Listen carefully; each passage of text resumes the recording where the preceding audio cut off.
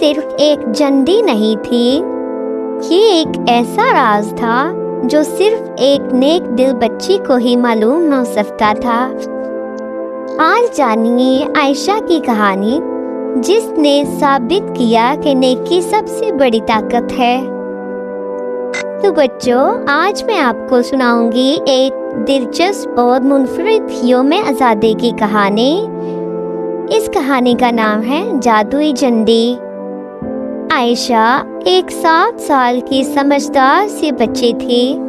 14 اگست قریب آ رہا تھا اور اس نے کمرے میں سبز اور سفید جھنڈیاں لگا رکھی تھیں، لیکن ایک جھنڈی بہت خاص تھی، وہ اس کی دادی نے اسے دی تھی۔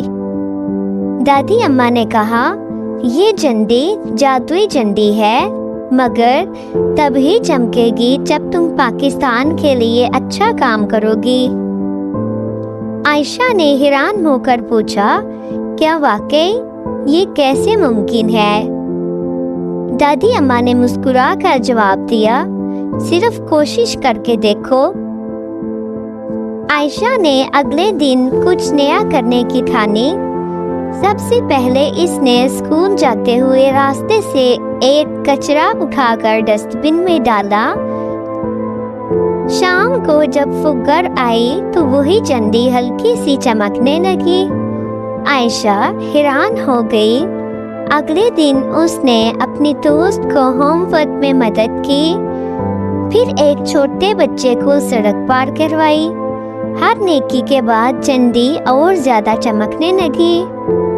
14 اگست کی رات جب پورے محلے میں بچے آتش بازی کر رہے تھے، عائشہ نے دیکھا اس کی جھنڈی پوری طرح روشن ہو گئی، جیسے ستارہ ہو۔